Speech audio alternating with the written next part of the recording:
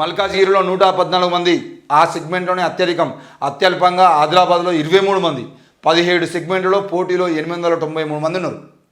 17 సెగ్మెంట్లలో తెలంగాణలో 17 సెగ్మెంట్లలో మరి 893 మంది అయితే ప్రస్తుతం నామినేషన్లు వేయడం జరిగింది. మరి 893 మంది నామినేషన్లు వేసేది ఉంటే ఎన్ని నామినేషన్లు వేసారు వీళ్ళందరూ కలిసి అంటే 1400 నామినేషన్లు వేసారు, 1488 నామినేషన్లు వేసారు. 893 మంది 1488 నామినేషన్లు వేసారు. నిన్న చివరి రోజే 632 మంది దాఖలు చేశారు. మహబూబాబాద్ జిల్లాలో 3 గంటల తర్వాత వచ్చిందని చెప్పేసి ఒక మహిళ నామినేషన్ని ఆడ తిరస్కరించారు. మరి మహబూబాబాద్ జిల్లాలో అదొకటి సంఘటన తప్ప మిగతా అన్నీ కూడా 632 నిన్న ఒక్కరోజే దాఖలు చేయడం జరిగింది. దాంతోపాటు 893 మంది ఈసారి ఎంపీ అభ్యర్థులుగా నామినేషన్లు ఇచ్చారు. అందులో ఆదిలాబాద్ నుండి అత్యంత తక్కువగా 23 మంది నామినేషన్లు అయితే మల్కాజ్గిరి నుండి 114 మంది నామినేషన్లు వేసారు. మరి ఈ 114 మంది నామినేషన్ వేయడానికి వెనకాల ఈటల రాజేందర్ లాంటి నాయకులు ఉన్నారా, ఎవరున్నారు, ఎందుకు ఇంతమంది వేయాల్సి వచ్చింది, ఏ ఓట్లు చీల్చడం కోసం వేసిరు, అసలు ఎందుకు నామినేషన్లు వేస్తున్నారు అనే విషయాన్ని అయితే మనం గమనించాల్సింది. ఇందులో మరి 893 మందిలో స్క్రూటనింగ్ అయిపోయిన తర్వాత, అవసరమైతే నామినేషన్ల తిరస్కరణ తర్వాత, నామినేషన్లు వెనక్కి తీసుకున్న ప్రాసెస్ తర్వాత ఎంతమంది మిగులుతారు ఏంది అనేది అయితే మనం వేచి చూడాల్సిందే. మరి రెండో సమరం తెలంగాణ రాష్ట్రంలో అయితే ఇప్పుడు రెండో సమరం నామినేషన్ల ప్రక్రియ మొత్తానికి అయితే అయిపోయింది. నామినేషన్ల ప్రక్రియ అయిపోయిన తర్వాత తెలంగాణ రాష్ట్రంలో అయితే ఈ నామినేషన్ కనబడతా ఉన్నాయి. మరి 893 మంది తెలంగాణలో పోటీలో ఉన్నారు. 893 మంది పోటీలో ఉండడమే కాకుండా తెలంగాణలో అన్ని ప్రాంతాల నుండి, దాదాపుగా అన్ని ప్రాంతాల నుండి కాంగ్రెస్, బీజేపీ, బీఆర్ఎస్ మూడు పార్టీలు కూడా ప్రధాన నాయకులను అయితే పోటీలో దింపినాయి. మరి ఈ ప్రధాన నాయకుల్లో ఎక్కడెక్కడ బీజేపీకి బీఆర్ఎస్ సపోర్ట్ చేస్తుంది, ఎక్కడెక్కడ బీజేపీకి కాంగ్రెస్ సపోర్ట్ చేస్తుంది, కావాలనే బీజేపీ కాంగ్రెస్ కలిసి బీఆర్ఎస్ను బొందబెట్టాలనే ప్రయత్నంలో భాగంగా ఎక్కడెక్కడ ప్రయత్నాలు చేస్తున్నారు. మరి కాంగ్రెస్ సీట్లు తగ్గించడం కోసం బీజేపీ, బీఆర్ఎస్ ఎక్కడెక్కడ కుమ్మక్కవుతున్నాయి. ఈ అన్ని విషయాల్ని మనందరం అర్థం చేసుకోవాల్సిన అవసరం ఉంది. పూర్తి స్థాయిలో మనకు ఉన్నటువంటి ఒకే ఒక్క ఆయుధం ఈరోజు ముస్లిం రిజర్వేషన్లను కాపాడాలన్నా, ఎస్సీ ఎస్టీ బీసీల రిజర్వేషన్లను కాపాడాలన్నా, ఈ దేశంలో ప్రజాస్వామ్యాన్ని కాపాడాలన్నా, ఈ దేశంలో స్వేచ్ఛా సమానత్వాలను కాపాడాలన్నా, ఈ దేశంలో లౌకికవాదం కాపాడాలన్నా, ఏది కాపాడాలన్నా కూడా తప్పకుండా బీజేపీ ఇతర పార్టీలను గెలిపించాల్సిన అవసరం ఉంది.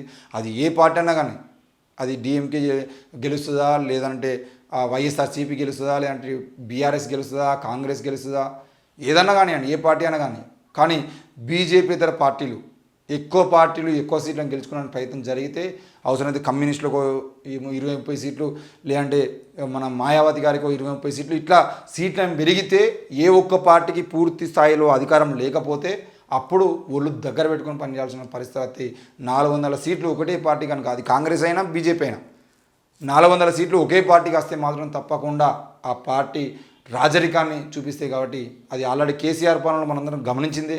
కేసీఆర్ ఏ విధంగా అయితే అధికారం ఉంది అని చెప్పేసి విర్రవీగిండో అది మనం చూసినాం. మరి ఆ 10 ఏళ్ల పాలనను దృష్టిలో పెట్టుకొని మీరు అందరూ ఓటేయాల్సిన అవసరం ఉందని చెప్పేసి మేము కోరుతా ఉన్నాం. మోడీ గెలిస్తే రిజర్వేషన్లు రద్దు, నమో అంటే నమ్మించి మోసం చేయడం, నమో అంటే నరేంద్ర మోడీ కాదు, నమ్మించి మోసం చేయడం అని చెప్పేసి రేవంత్ రెడ్డి అంటున్నాను, నేను అంటలేను.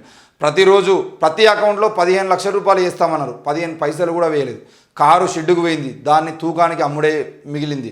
1,00,000 మెజారిటీతో రంజిత్ రెడ్డి విజయం ఖాయం. ముఖ్యమంత్రి రేవంత్ రెడ్డి. కాంగ్రెస్తో టచ్లోకి బీఆర్ఎస్ ఎమ్మెల్సీ మాజీ ఎంపీ సురేందర్ రెడ్డితో బస్వరాజు సారయ్య భేటీ. మరి మాట్లాడుతున్న రేవంత్ రెడ్డి, పక్కన రంజిత్ రెడ్డి, గేట్లన్నీ ఓపెన్ చేసినాం, చేరికలపై ఏఐసీసీ నుంచి గ్రీన్ సిగ్నల్, సీఎం రేవంత్ రెడ్డికి హైకమాండ్ ఫ్రీ హ్యాండ్, కాంగ్రెస్లోకి వరంగల్ మేయర్ గుండు సుధారాణి, గాంధీ భవన్లో జగ్గారెడ్డి సమీక్షంలో చేరిక. మరి నయవంచన పేరిట బీజేపీపై ఛార్జ్ షీట్ విడుదల. కేంద్రంలో మరోసారి మోడీ అధికారం చేపడితే రిజర్వేషన్లు రద్దు చేస్తారని సీఎం రేవంత్ రెడ్డి ఆరోపించారు. చేవెళ్ల నియోజకవర్గంలో కాంగ్రెస్ అభ్యర్థి రంజిత్ రెడ్డి తరఫున గురువారం ప్రచారం నిర్వహించిన సీఎం బీఆర్ఎస్ బీజేపీపై ఫైర్ అయ్యారు. ఎస్సీ ఎస్టీ బీసీ రిజర్వేషన్లు రద్దు చేసేందుకు బీజేపీ కుట్ర పన్నుతున్నదని ఆరోపించారు.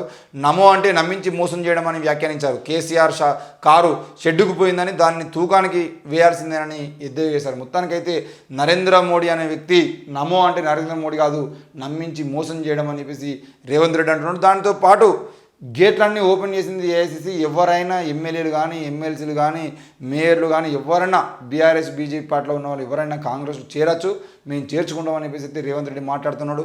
మరి ఆల్రెడీ వరంగల్ మేయర్ గుండు సుధారాణి గారు కాంగ్రెస్ పార్టీలో చేరినారు. దాంతోపాటు అదే వరంగల్ చెందినటువంటి బస్వరాజ్ సారయ్య గారు కూడా మరి కాంగ్రెస్ పార్టీలో చేరడానికి పూర్తి స్థాయిలో మంత్రాలు అయితే జరుపుతూ ఉన్నారు. ఇది ఇలాగే కొనసాగితే ఆల్రెడీ ఇది కేసీఆర్ మొదలుపెట్టింది. నిజానికి పూర్తి స్థాయిలో టీడీపీని లేకుండా చేయడము, కాంగ్రెస్ పార్టీని లేకుండా చేయడము, అన్నిటినీ లేకుండా చేద్దామని ప్రయత్నం చేసి ప్రతిపక్షమే లేనటువంటి అధికారాన్ని ఎంజాయ్ చేద్దామని చెప్పేసి కేసీఆర్ అనుకున్నట్టుగానే ఈరోజు మరి అదే ప్లానింగ్ ఈరోజు కాంగ్రెస్ చేస్తూ ఉంది. బీఆర్ఎస్ నిండా మునగాల్సిన పరిస్థితి ఉంది.